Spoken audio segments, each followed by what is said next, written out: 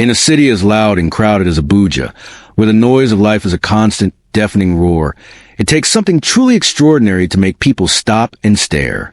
The everyday hustle of the sprawling metropolis rarely pauses for anything. A relentless river of commerce, traffic, and conversation that flows day and night. It is a place of ambition and survival, where individual stories are easily drowned out by the collective clamor. Yet, the wedding of a woman known as Aya Grace managed to do just that, bringing the cacophony to a sudden, screeching halt. It wasn't merely a surprising event. It was a spectacle that defied all known conventions, a union so bizarre that it left an entire neighborhood speechless and questioning the very nature of what they thought they knew about their community and the people within it. The central figures of this bewildering event presented a visual puzzle that nobody could quite solve. Here was a respected 75-year-old woman, a figure who had become a veritable pillar of her community through decades of quiet dignity and unwavering integrity, pledging her life to a 20-year-old man. The age gap was not just a number. It was a chasm, a generational gulf so wide that the boy, Tund, could have easily been her grandson. The sight was jarring, challenging every social norm and expectation. As the news spread, it created a ripple of shock that quickly grew into a tidal wave of gossip, forcing everyone who heard it to confront a scenario they could neither ignore nor comprehend. On the surface, the story seemed simple enough, sparking immediate and rampant whispers that wove tales of desperate love, crippling loneliness, and blatant, cold-hearted opportunism. People gathered in market stalls and over backyard fences, their voices low with speculation, each person contributing a thread to the growing tapestry of rumor. The first, more charitable theory painted a tragic picture of an elderly woman's profound fear of dying alone. Aya Grace's own children, having long since moved abroad to build their lives, had left a void that the community assumed was now being filled out of desperation. Was this a last, frantic grasp for companionship, a way to stave off the silence of her final years? Alternatively, a more sinister narrative took hold, one that cast a young man in the role of a modern-day predator. This theory suggested that Tun was a cunning opportunist preying on a vulnerable elder, a Yahoo boy employing a cruel, long-con tactic to get his hands on her property and life savings. In this version of the story, Aya Grace was not a participant but a target, her life of hard work and respectability reduced to a prize for a man with no morals. The theories were endless and endlessly debated, each more dramatic than the last, painting a picture of either heartbreaking solitude or masterful, predatory deception. But beneath the surface of the gossip and the visible ceremony, a darker current was flowing, one that no one could have possibly guessed. What appeared to be an unbelievable marriage between age and youth was, in reality, a carefully constructed mask, a facade designed to hide a horrifying secret. This arrangement was born not of love or loneliness, not companionship or greed, but pure, unadulterated terror. This is a story people in Garki now tell, the tale that became a local legend. But it is also the story of what was truly happening behind the closed doors of that modest bungalow, a story of a trap, a performance, and a shocking truth that would ultimately prove that the quietest people can possess the most formidable strength, and that things are almost never what they seem. On a street where everyone believed they knew everyone else's business, Aya Grace was less a person and more a landmark. At 75 years old, she moved with a quiet, unshakable dignity that commanded a deep and unspoken respect from all who knew her. Her life was a portrait of consistency and grace, a comforting presence in the ever-shifting landscape of the city. She was famous for her perfectly tied geles, the traditional head wraps that stood as tall and proud as she did, each one a crown of vibrant fabric that signaled her unbending spirit. For decades, her face was one of the first many people saw in the morning, a symbol of stability in their hectic lives.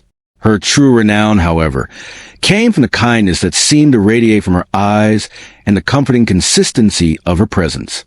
Every morning, without fail, she could be found in her spot, selling the best roasted plantain in all of Garki, a title bestowed upon her by generations of loyal customers. Her hands, worn and wrinkled from decades of hard work, skillfully tended to the coals, and her smile was a constant source of comfort. Her home was a small, modest bungalow, simple and unassuming, but it was hers, bought and paid for through a life lived with unwavering integrity. That small house stood as a silent testament to her strength and independence, a symbol of a long and respectable life well lived. Then, into this predictable and well-ordered world came Tund. He was 20 years old, a recent arrival from the city of Abadan, carrying with him a quiet demeanor that felt strangely out of place amidst the boisterous energy of Abuja. He was strikingly handsome and unfailingly polite, yet his eyes seemed to hold a deep, untold story he wasn't ready to share. Where the young men of Abuja were often loud, ambitious, and eager to make their mark, Tund was withdrawn and hesitant. He moved with a heavy reluctance, a shadow of some unseen burden clinging to him as he tried to navigate his new surroundings, making him an enigma from the moment he arrived. When the news finally broke that he and Aya Grace would be married, the neighborhood didn't just whisper, it erupted. The announcement detonated like a bomb, shattering the peaceful rhythm of the community and sending shockwaves down every street. It wasn't mere gossip that followed. It was a full-blown, unofficial investigation, conducted with theatrical fervor over fences, in market stalls, and through a frantic network of phone calls. Everyone had a theory, and everyone was desperate to unravel the mystery of this profoundly unlikely union. The community was sharply divided, their speculation carving the neighborhood into two distinct camps of thought. Some concluded that Aya Grace, a widow for over 2 decades whose children had long since moved abroad, was simply terrified of spending her final years alone. They saw her decision not as a sign of love, but as a desperate grasp at any chance of companionship, a defense against the encroaching silence. Others, however, were far less charitable in their assessments. They whispered that Tund was a predator, a new and insidious kind, a Yahoo boy who had devised an elaborate, long-con tactic to secure her property and life savings. In their eyes, he saw the respected old woman not as a partner, but as a mark, and their impending marriage was not a celebration of love, but the final stage of sophisticated and heartless crime. The wedding day itself arrived as a masterpiece of profound and beautiful confusion, a celebration steeped in both vibrant tradition and simmering suspicion. The event was a traditional Yoruba ceremony, an explosion of life and color that filled the entire street with its joyous energy. The very air grew thick with a rich, inviting scent of jollof rice and fried stew, mingling with the powerful, rhythmic pulse of the talking drums. These drums, central to the celebration, seemed to beat in time with the neighborhood's collective, questioning heart, their complex rhythms narrating a story that the guests could only guess at. The scene was a dazzling spectacle, a testament to a rich and vibrant culture that celebrated unions with immense joy and public participation. Women arrived adorned in their most brilliant Ankara fabrics, their geles creating a kaleidoscope of color that shimmered under the hot Nigerian sun, a forest of elegantly wrapped crowns. The men were equally majestic, dressed in their flowing agbadas, their starch white or richly embroidered garments projecting an air of regal importance as they greeted one another. Visually, it was a perfect celebration, a vibrant tableau of community and culture coming together to honor a sacred union. Yet, beneath the stunning veneer of celebration, the whispers continued to snake through the crowd, a persistent and insidious counter-melody to the joyful music. Every smile seemed to hide a question, and every congratulatory embrace felt heavy with unspoken judgment and suspicion. Friends and neighbors would exchange pleasantries with the happy couple, only to turn to one another with raised eyebrows and knowing glances the moment they were out of earshot. The entire event felt split in two, the public performance of joy and the private, rampant speculation that undermined its very foundation, turning a sacred ceremony into a public trial. Amidst the pageantry and noise, observers noted that Tund looked utterly lost, a ghost at his own feast. Dressed in a pristine white dashiki that should have signified his purity and joy, he instead appeared hollowed out. He prostrated himself before Aya Grace's family, as tradition dictates, his body moving through the motions with flawless precision, a clear sign of careful instruction. He performed all the required rituals perfectly, from the paying of the dowry to the symbolic tasting of honey, but his eyes were vacant and distant. They betrayed a story far different and far more terrifying than the one of love and devotion being celebrated by the unknowing guests. In stark contrast, Aya Grace was nothing short of radiant, a vision of pure, unadulterated defiance. She danced with youthful energy that no one had seen from her in years, her large gold earrings glinting brightly under the hired lights as she moved to the beat of the drums. She looked at Tun not with the soft, adoring gaze of a new bride, but with an expression that was something fiercer, something far more complex. It was a look of challenge, aimed squarely at the crowd in their prying, judgmental eyes. As she looked out the sea of faces, at everyone whispering and judging her choices, it was abundantly clear that she didn't care what any of them thought. Her chin was held high, her joy a deliberate performance of its own. And that single, powerful detail, more than the age gap or the suddenness of it all, should have been the first real clue that this was not a story of a woman being fooled, but a woman in absolute control of a narrative that no one else could read. After the last of the music faded and the final guests departed with their parting gifts and lingering suspicions, a strange new reality settled over the street. The marriage, which had begun as a loud and unavoidable public spectacle, quickly transformed into an intensely private and reclusive affair. The closed door of Aya Grace's bungalow, once open and welcoming to neighbors, became a firm boundary, shielding a new life that no one in the curious neighborhood was allowed to witness. The vibrant colors of the wedding were replaced by a sudden, unnerving silence that emanated from a house. This sudden shift from public display to guarded secrecy only fueled the community's suspicion and concern, adding fresh kindling to the fire of gossip. Neighbors, who were accustomed to the comforting predictability of Aya Grace's daily routine, started noticing strange and unsettling patterns that disrupted the familiar rhythm of the street. Once a constant and reassuring presence, she began to withdraw almost completely from public life. Her beloved planted stall, a landmark of Garki commerce, was now often closed for days on end, a simple, handwritten sign stating, "Closed for the day," offering no real explanation for her absence. This was not the Aya Grace people knew and respected. This was the behavior of a woman retreating from the world, or perhaps being forced into hiding. Tun's behavior was even more alarming and seemed to contradict the prevailing theory that he was a triumphant con artist celebrating his victory. He was rarely seen with Aya Grace in the few moments she did emerge, and he appeared to become a prisoner in his own new home. His brief appearances were marked by a tense, nervous energy. He would hurry in and out of the house, his shoulders hunched and his eyes scanning the street, as if he were being watched. Friends who managed to get a rare invitation to visit reported a thick, unbearable atmosphere inside the house, describing Tun as perpetually jumpy and constantly checking his phone, as if awaiting a dreaded message or call. His fear was palpable, a stark contrast to the confident swagger of a successful predator. The worrying signs began to accumulate, each one adding another layer of complexity to the growing mystery and painting a picture of deep distress. One sharp-eyed neighbor swore she saw Tun having a frantic, hushed meeting with a menacing-looking man in an expensive car late one night. She recounted how Tun seemed to shrink in the man's presence before hurrying back into the house like a terrified child caught doing something wrong. Then came the undeniable financial issues. Aya Grace, a woman known for her frugality and pride, started quietly selling valuable family heirlooms, pieces of gold jewelry she had cherished for decades, claiming it was to fund Tun's new business venture, a business that no one ever saw any evidence of. The most telling sign, the one that finally exposed the true nature of their dynamic, came one evening when a neighbor hanging her laundry overheard Tun's desperate, cracked voice during a phone call he took in the backyard. "I can't get any more from her," he pleaded, his voice trembling with a raw, unmistakable fear. "She's asking too many questions now. You have to give me more time. I swear I'm trying. I know the deal. I know what will happen if I fail. Just, please."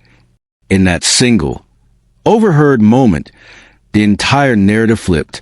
The whispers of a cunning predator died, replaced by the chilling realization that Tun wasn't the hunter. He was the bait in a much larger, more dangerous game. The carefully constructed facade of their marriage finally and dramatically shattered just 3 months after the wedding, not with a whisper, but with a calculated bang. The end began with a series of phone calls from Aya Grace herself, who requested an emergency meeting with a few of the most respected community elders, men and women whose wisdom she had trusted for years. Her voice on the line was a brittle, dangerous kind of calm, a quiet that was far more unsettling than any shout could ever be. It was the sound of a woman who had reached her breaking point and was now ready to unleash a battle she had been planning in silence. When the elders gathered in her small, familiar sitting room, the tension was thick enough to suffocate, a stark contrast to the home's usually welcoming atmosphere. The scene that greeted them was profoundly unnerving and immediately upended all their assumptions. Tun was there, sitting hunched on a small wooden stool, looking pale and trembling uncontrollably, his eyes wide with a mixture of terror and resignation. He looked less like a husband and more like a defendant awaiting his sentence. Standing before them all was Aya Grace, but she was transformed. The gentle, smiling plant in cellar was gone, replaced by a woman with steely, unyielding resolve glinting in her eyes, her posture radiating an authority they had never seen before. With the full weight of the elders' attention on her, she took a deep, steadying breath and began to speak, her voice clear and strong. The horrifying truth she revealed was that the entire marriage was nothing more than an elaborate sham, a cruel and desperate performance designed to provide cover for a brutal extortion scheme. Tund, she explained, had fallen into a deep and unpayable debt with a ruthless local contractor, a man known throughout the city for his violent methods and utter lack of mercy. This man had given Tund a chilling and inescapable ultimatum. Either he successfully woo and marry the lonely, propertied old woman, so they could slowly bleed her of all her assets, or the contractor would make his family back and Abadan pay the price in blood. The wedding, the public display of affection, the performance of a loving union. It was all a meticulously staged play, a cruel fiction from start to finish. The goal was to establish Tund's legal claim as her husband, which would make it easier for criminals to liquidate her property and drain her savings without raising immediate alarm from the authorities or her distant children. But they had made one critical, fatal miscalculation. They had profoundly underestimated Aya Grace. She explained that she was no naive, frail old woman. She was a survivor who had navigated the world alone for decades. She had recognized Tund's terror for what it was and had decided to play along, all while methodically putting her own counterplan into motion. Just as she finished laying out the entire sordid story for the shocked and speechless elders, a loud and aggressive banging rattled the front door, making everyone in the tense room jump. The contractor had arrived, impatient and arrogant, to collect his latest payment. A grim, knowing smile touched Aya Grace's lips as she looked towards the door. "He's right on time," she said with a calm nod. An elder, now understanding everything and acting on an unspoken cue, moved to open it. The furious contractor barged in, his face a mask of intimidation, ready to threaten and bully, only to be met by the grim-faced elders and two uniformed police officers, stepping out from a hidden room where they had been listening all along. The trap had been sprung. The immediate aftermath of the reveal was a scene of controlled and deeply satisfying chaos. The contractor, a man who had entered the house with an air of absolute menace and entitlement, was instantly deflated. His violent threats and blustering anger quickly dissolved into pathetic, stammering denials as the police officers efficiently cuffed his hands behind his back, his power evaporating under the weight of the law. The elders, who had arrived expecting to mediate a bizarre domestic dispute, looked on in a state of stunned silence. Their lifelong respect for Aya Grace was transforming in real time into pure, unadulterated awe. They were witnessing justice being delivered not by chance, but by brilliant and courageous design. At the sight of his tormentor being apprehended, his reign of terror finally at an end, Tun completely broke down. The months of suppressed fear, suffocating guilt, and profound shame erupted in a torrent of deep, heaving sobs of relief that shook his entire body. He was taken into custody by the police for his role in the scheme, but Aya Grace had already made it explicitly clear to them that he was a victim, not a villain in this story. She assured the officers that it had acted under extreme duress and that she would testify on his behalf, a promise of mercy that offered the terrified young man his first genuine glimmer of hope in a very long time. News of what had transpired spread to the neighborhood like wildfire, carried on the same winds that had once spread the gossip. The community, once so quick to judge and speculate, was thoroughly humbled. The whispers of foolish old woman being duped and a predatory young man on the prowl were swiftly replaced by murmurs of deep admiration for a woman who was not a victim, but a warrior. Aya Grace's reputation was not just restored. It was elevated to that of a local hero, a cunning strategist who had outsmarted a dangerous criminal syndicate from the confines of her own living room, using their own plot as the foundation for their downfall. In the weeks that followed, the legal system moved forward with an efficiency fueled by the shocking nature of the crime. The contractor was officially charged with extortion, blackmail, and making threats to life, facing a mountain of evidence that included Aya Grace's meticulous notes and Tun's testimony. Serving as the prosecution's star witness, Tun recounted the terrifying threats against his family. True to her word, Aya Grace's powerful and compassionate testimony painted a clear picture of the coercion he had faced. As a result, he received a suspended sentence and was ordered to attend counseling, while the contractor faced a lengthy prison term. The unbelievable marriage, a contract born of fear that had served its secret purpose, was then quietly and officially annulled. Before returning to his family in Abuja, his life now his own again, Tun came to Aya Grace's house one last time. He didn't speak a word but fell to the ground, prostrating himself before her in the ultimate traditional gesture of profound apology and eternal gratitude. With the crisis over, Aya Grace slowly returned to her old life, reopening her planned stall to find lines of customers longer than ever before. She had faced the darkness that crept into her home and had won. Not with anger, but with wisdom, her quiet dignity now fortified with an undeniable and legendary strength. The incredible story of Aya Grace and Tun became a piece of living local folklore, a cautionary tale told and retold in the markets and homes of Garki. It serves as a powerful reminder of one simple, undeniable fact. The things we think we see on the surface, the quick and easy narratives we construct about others, often hide a much deeper, more complex, and sometimes more dangerous truth. Their story became a lesson etched into the community's memory, a warning against the arrogance of assumption and the temptation of gossip, proving that the most compelling stories are rarely the most obvious ones. Their saga powerfully demonstrates that you can never truly know what happens behind closed doors or the silent, desperate battles people are fighting in the quiet of their own lives. While the neighborhood was busy weaving tales of foolishness and greed, a life-or-death drama was unfolding in their midst, invisible to their judgmental eyes. The entire community was forced to confront the fact that their speculation was not just harmless chatter. It was a distraction from a terrifying reality, a failure to see the signs of genuine distress right in front of them. Ultimately, the story of Aya Grace redefines the very meaning of courage. It proved to an entire community that real strength isn't always loud, aggressive, or obvious. It can be found in the most unexpected of people. Even a quiet, elderly woman known for roasting plantains on a busy street corner. Her power was not in physical force, but in her patience, her sharp intellect, and her profound understanding of human nature. She showed that true fortitude lies in the ability to think clearly under pressure and to turn an enemy's weapon back on them with quiet, unshakable resolve. Aya Grace's legacy is not just one of survival, it is one of profound empathy and restorative justice.